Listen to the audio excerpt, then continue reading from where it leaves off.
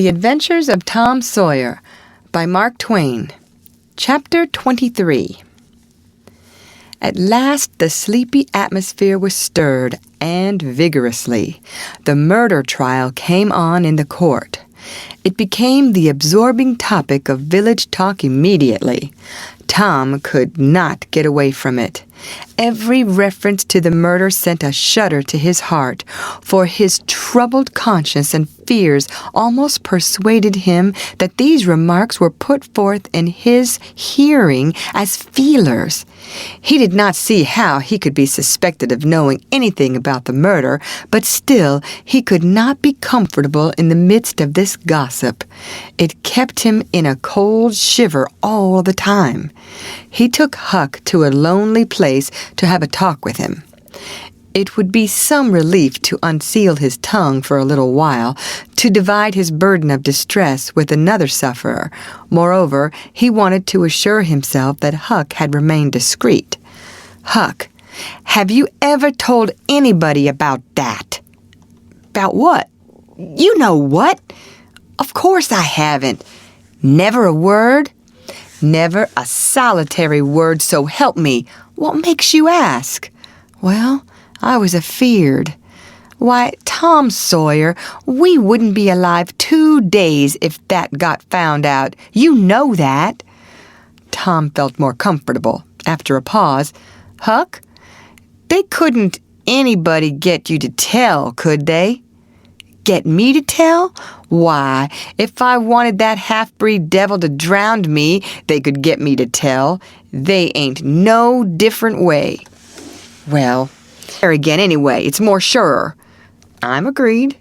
So they swore again, with dread solemnities. "What is the talk around, Huck? I've heard a power of it." "Talk? Well, it's just Muff Potter, Muff Potter, Muff Potter all the time. It keeps me in a so's I want to hide somewheres." "That's just the same way they go on round me. I reckon he's a goner. Don't you feel sorry for him sometimes?" "Most always, most always. He ain't ever done anything to hurt anybody. Just fishes a little, to get money, to get drunk on, and loafs around considerable. But Lord, we all do that. Leastways, most of us, preachers and such like. But he's kind of good. He give me half a fish once, when there weren't enough for 2, and lots of times he's kind of stood by me when I was out of luck. Well, he's mended kites for me, Huck, and knitted hooks onto my line. I wish we could get him out of there." "My, we couldn't get him out, Tom. And besides, 'twouldn't do any good to abuse him so like the dickens when he never done that." "I do too, Tom. Lord, I hear 'em say he's the bloodiest-looking villain in this country, and they wonder he wasn't ever hung before." "Yes, they talk like that all the time. I've heard 'em say that if he was to get free, they'd lynch him. And they'd do it, too." The boys had a long talk, but it brought them little comfort. As the twilight drew on, they found themselves hanging about the neighborhood of the little isolated. Something would happen that might clear away their difficulties, but nothing happened. There seemed to be no angels or fairies interested in this luckless captive. The boys did as they had often done before, went to the cell grating and gave Potter some tobacco and matches. He was on the ground floor, and there were no guards. His gratitude for their gifts had always smote their consciences before. It cut deeper than ever this time. They felt cowardly and treacherous to the last degree when Potter said, "You've been mighty good to me, boys, better'n anybody else in this town, and I don't forget it. I don't. Often I says I used to mend all the boys' kites and things, and show 'em where the good fishing places was, and befriend 'em what I could, and now they've all forgot old Muff when he's in trouble. But Tom don't, and Huck don't. They don't forget him, says I, and I don't forget them. Well, boys, I done an awful thing. Drunk and crazy at the time. That's the only way I account for it. And now I got to swing for it. And it's right. Right and best, too. I reckon. Hope so, anyway. Well, we won't talk about that. I don't want to make you feel bad. You've befriended me. But what I want to say is, don't you ever get drunk. Then you won't ever get here. Stand a little further west, so that's it. It's a prime comfort to see faces that's friendly when a body's in such a muck of trouble. And there don't none come here but yourn. Good friendly faces, good friendly faces. Get up on one another's backs and let me touch 'em. That's it. Shake hands. Yourn'll come through the bars, but mine's too big. Little hands and weak, but they've helped Muff Potter a power, and they'd help him more if they could. Tom went home miserable, and his dreams that night were full of horrors. The next day and the day after, he hung about the courtroom, drawn by an almost irresistible impulse to go in, but forcing himself to stay out. Huck was having the same experience. They studiously avoided each other. Each wandered away from time to time, but the same dismal fascination always brought them back presently. Tom kept his ears open when idlers sauntered out of the courtroom, but invariably heard distressing news. The toils were closing more and more relentlessly around poor Potter. At the end of the second day, the village talk was to the effect that Injun Joe's evidence stood firm and unshaken, and that there was not the slightest question as to what the jury's verdict would be. Tom was out late that night and came to bed through the window. He was in a tremendous state of excitement. It was hours before he got to sleep. All the village flocked to the courthouse the next morning, for this was to be the great day. Both sexes were about equally represented in the packed audience. After a long wait, the jury filed in and took their places. Shortly afterward, Potter, pale and haggard, timid and hopeless, was brought in, with chains upon him, and seated where all the curious eyes could stare at him. No less conspicuous was Injun Joe, stolid as ever. There was another pause, and then the judge arrived, and the sheriff proclaimed the opening of the court. The usual whisperings among the lawyers and gathering together of papers followed. These details and accompanying delays worked up an atmosphere of preparation that was as impressive as it was fascinating. Now a witness was called who testified that he found Muff Potter washing in the brook at an early hour of the morning that the murder was discovered, and that he immediately sneaked away. After some further questioning, counsel for the prosecution said, "Take the witness." The prisoner raised his eyes for a moment, but dropped them again when his own counsel said, "I have no questions to ask him." The next witness proved the finding of the knife near the corpse. Counsel for the prosecution said, "Take the witness." "I have no questions to ask him," Potter's lawyer replied.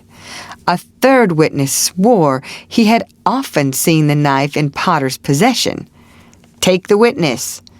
Counsel for Potter declined to question him. The faces of the audience began to betray annoyance. Did this attorney mean to throw away his client's life without an effort? Several witnesses deposed concerning Potter's guilty behavior when brought to the scene of the murder. They were allowed to leave the stand without being cross-questioned. Every detail of the damaging circumstances that occurred in the graveyard upon that morning, which all present remembered so well, was brought out by credible witnesses, but none of them were cross-examined by Potter's lawyer. The perplexity and dissatisfaction of the house expressed itself in murmurs and provoked a reproof from the bench. Counsel for the prosecution now said, By the oaths of citizens whose simple word is above suspicion, we have fastened this awful crime, beyond all possibility of question, upon the unhappy prisoner at the bar. We rest our case here." A groan escaped from poor Potter, and he put his face in his hands and rocked his body softly to and fro, while a painful silence reigned in the courtroom. Many men were moved, and many women's compassion testified itself in tears. Counsel for the defense rose and said, "Your Honor, in our remarks at the opening of this trial, we foreshadowed our purpose to prove that our client did this fearful deed while under the influence of a blind and irresponsible delirium produced by drink. We have changed our mind. We shall not offer that then to the clerk. Call Thomas Sawyer." A puzzled amazement awoke in every face in the house, not even excepting Potter's. Every eye fastened itself with wondering interest upon Tom as he rose and took his place upon the stand. The boy looked wild enough, for he was badly scared. The oath was administered. "Thomas Sawyer, where were you on the 17th of June, about the hour of midnight?" Tom glanced at Injun Joe's iron face, and his tongue failed him. The audience listened breathless, but the words refused to come. After a few moments, however, the boy got a little of his strength back, and managed to put enough of it into his voice to make part of the house hear. "In the graveyard." "A little bit louder, please. Don't be afraid. You were—" "In the graveyard."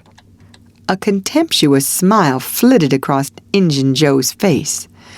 "Were you anywhere near Horse William's grave?" "Yes, sir." "Speak up, just a trifle louder. How near were you?" "Near as I am to you." "Were you hidden or not?" "I was hid." "Where?" "Behind the elms that's on the edge of the grave." Injun Joe gave a barely perceptible start. "Anyone with you?" "Yes, sir. I went there with—" Wait a moment. Never mind mentioning your companion's name. We will produce him at the proper time. Did you carry anything there with you?" Tom hesitated and looked confused. "Speak out, my boy. Don't be diffident. The truth is always respectable. What did you take there?" "Only a dead cat." There was a ripple of mirth, which the court checked. "We will produce the skeleton of that cat. Now, my boy, tell us everything that occurred. Tell it in your own way. Don't skip anything, and don't be afraid." Tom began hesitatingly at first, but as he warmed to his subject, his words flowed more and more easily. In a little while, every sound ceased but his own voice. Every eye fixed itself upon him. With parted lips and bated breath, the audience hung upon his words, taking no note of time, wrapped in the ghastly fascinations of the tale. The strain upon pent emotion reached its climax when the boy said, "And as the doctor fetched the board around and Muff Potter fell, Injun Joe jumped with the knife and crash! Quick as lightning, the half-breed sprang for a window, tore his way through all opposers, and was gone." End of chapter.